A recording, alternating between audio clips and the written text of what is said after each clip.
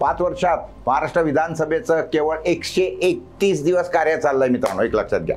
ज्या विधानसभेत जनतेचे समाजाचे प्रश्न मांडले जातात, ध्येय धोरणे ठरविले जातात, कायदे केले जातात, त्या विधानसभेतील मागील 5 वर्षात केवळ 131 दिवस काम झालं आहे. व्हायला किती पाहिजे माहिती आहे का? किमान 500 दिवस, वर्षाला 100 दिवस काम व्हायला पाहिजे आणि झालंय फक्त 131 दिवस. केवळ 5,921 लक्षवेधी आणि तारांकित प्रश्न आमदारांनी मांडलेले आहेत.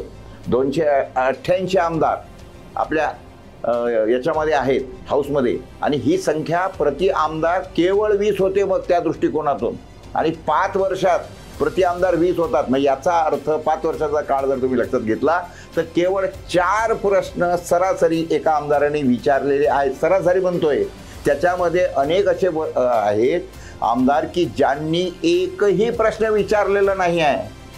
5 वर्षात अल्पसंख्याकाबद्दल विचारण्यात आलेल्या प्रश्नांची संख्या केवळ 9 इतकी आहे आणि शेतकऱ्यांबद्दल विचारण्यात आलेले प्रश्न यांची संख्या तर अगदी नगण्य आहे. कारण एक तर तेवढा अभ्यास नसतो किंवा तेवढी मतदारसंघाप्रती त्यांची आपुलकी नसते, किंवा मग आपुलकी नसेल तर मग त्याचा अर्थ साधा सरळ अर्थ असा आहे की अर्थपूर्ण कारणांनी ती आमदार मंडळी गप्प राहणे पसंत करतात. हे आपण समजून घेतलं पाहिजे. आमदारांचा 2 कोटीचा निधी होता पूर्वी, तो आता वाढवून 5 कोटी झालेला आहे प्रति आमदाराचा प्रतिवर्ष. मात्र हा निधी नेमका कुठं खर्च झाला याची माहिती उपलब्ध नाही आहे.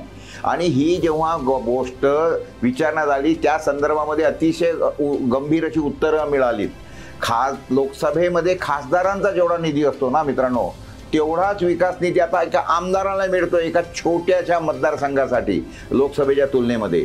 मात्र हा निधी गेल्या 5 वर्षात कुठे खर्च झाला याची माहिती सचिव दर्जाचा अधिकारी सुद्धा देऊ शकलेला नाही.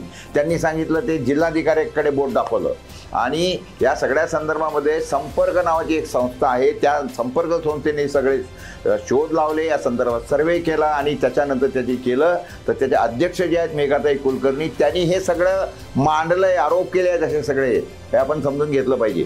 मत दिल्यावरच मतदारांचं खरं काम सुरू होतं मित्रांनो, एक समजून घ्या. मतदारांनी आमदारांशी संवाद सुरू ठेवला पाहिजे, ज्यामुळे त्यांच्यावर अंकुश राहील, आपण एक समजून घेतलं पाहिजे. मात्र दुर्दैवानं असं केल्या जात नाही.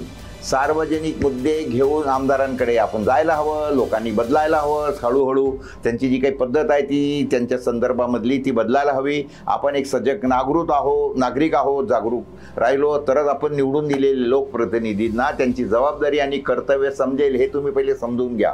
लग्नाला जाणं, वाढदिवसाला हजेरी लावणं ही काही आमदाराची कामं नाही आहेत, एक लक्षात घ्या. त्यांचं काम काय, तुमचे प्रश्न तिथं मांडणं. मात्र दुर्दैवाने आज फारच कमी अशी आमदार मंडळी आहेत की ज्या संदर्भामध्ये जनजागृत आहेत.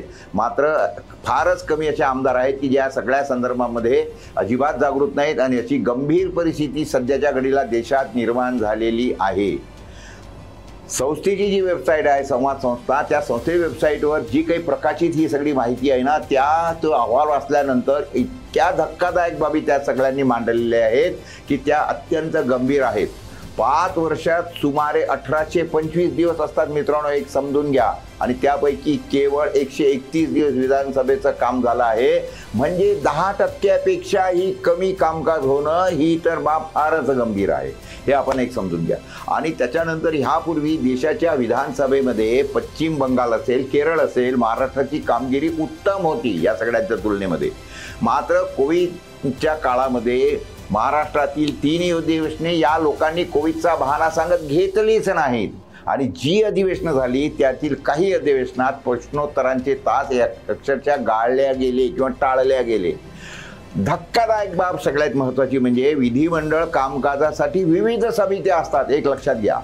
आणि ह्या विधिमंडळामध्ये जे काही कायदे बनतात त्यावर त्या समित्यांमध्ये सखोल चर्चा होते आणि त्याच्या संदर्भामध्ये विविध विषय येतात, त्या समित्यांचे दौरे चालतात. या समित्या वर्षभर चालणारी विधानसभाच असते असं म्हटलं तरी वावगं होणार नाही.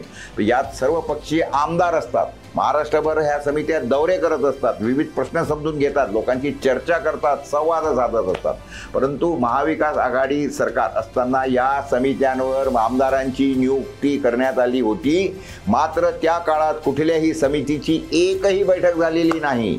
महाविकास आघाडी सरकार पाय उतार झाल्यानंतर महायुतीचं जे सध्याचं सरकार आहे, या सरकारने या कुठल्या समित्यांवर नियुक्ती केल्या नसल्यामुळे या 5 वर्षात विधिमंडळ समित्या केवळ नावापुरत्या उरल्या आहेत आणि याचं गंभीर निरीक्षण या संपर्काच्या अहवालामध्ये नोंदवल्या गेलेलं आहे. आता बोला, तुम्हाला असे मौनिक आमदार हवेत की बोलणारे आणि आक्रमक आमदार हवेत, हा आता विचार करायची वेळ आलेली आहे, असं या निमित्ताने मी सांगतो. आपली रजा करतो. नमस्कार, मी प्रकाश पोरे.